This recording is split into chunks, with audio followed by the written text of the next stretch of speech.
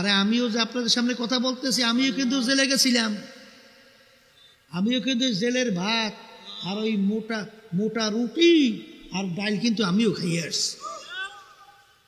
বলে হুজুর আপনি আবার জেলে গেছেন কি? বলে আমি জেলে গেছিলাম কেন শুনবেন না? এই 2003 না জানি 4 সাল, 2003 না জানি 4 সাল বা 3 সাল হবে, 4 সাল, 2004 সালে আমি নাকি এবং আমার ছোট ভাই মুফতি ফয়জুল করিম, সৈয়দ মোহাম্মদ ইসহাক আবুল খায়ের, আমার 5 ভাই, আরো কিছু আমার আল্লাহর বান্দারা আছে, এরা নাকি বিএনপির এক নেতার পকেট থেকে 5,000 টাকা ছিনতাই করে চুরি করছে। বিএনপির এক নেতার পকেট থেকে কত হাজার? 5,000 টাকা ছিনতাই করে চুরি করে নিছে।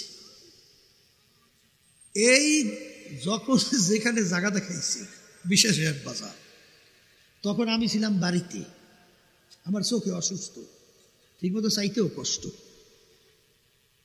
তাই সেখানে আমার বিরুদ্ধে কেস দিয়ে দিয়েছে, 5,000 টাকা বিএনপির এক নেতার পকেট থেকে ছিনতাই করে নিছে।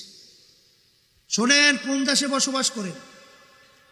বরিশাল আদালত ম্যাজিস্ট্রেট কোর্ট এই গ্রাউন্ডের উপরে আমাদের 5 বছর সাজা দিয়ে দিয়েছে। বলেন তো, আমার মতো আমার এই 5 ভাই যদি আমরা 5 বছর জেলে থাকি, তখন কি অবস্থা হয়?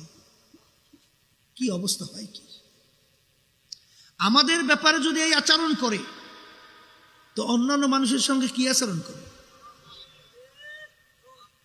হ্যাঁ, গেছিলাম খাগড়াছড়ি। খাগড়াছড়ি চেনেন? হ্যাঁ, পার্বত্য অঞ্চল, কয়েক মাস হয়েছে। সেখানে এক দায়িত্বশীল আমাকে বলতেছে, হুজুর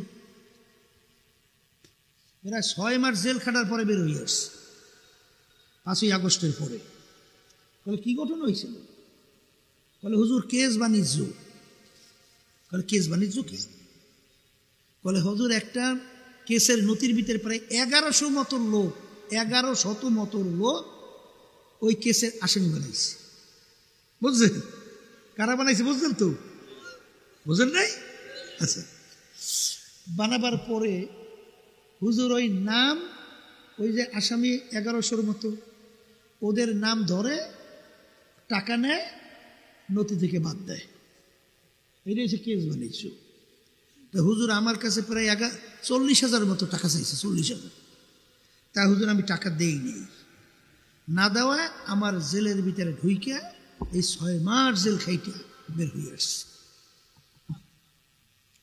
আমাকে যখন বলতেছিল তখন বলতেছে হুজুর এখনো প্রায় 250 মতো আসামি ওই নথিতে এখনো আছে।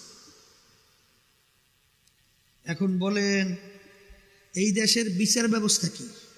এক সরকার থাকলে ফাঁসি, আর এক সরকার থাকলে নিকসুর খালাস। কোন দেশে বসবাস করেন? কোন মানুষ এই দেশের ভিতরে বসবাস করতে পারে? কোন মানুষ পারে? কথা কয় না। আজকে একটা পানের দোকানদার আমার বাজানরা, পানের দোকানে পর্যন্ত সাদা।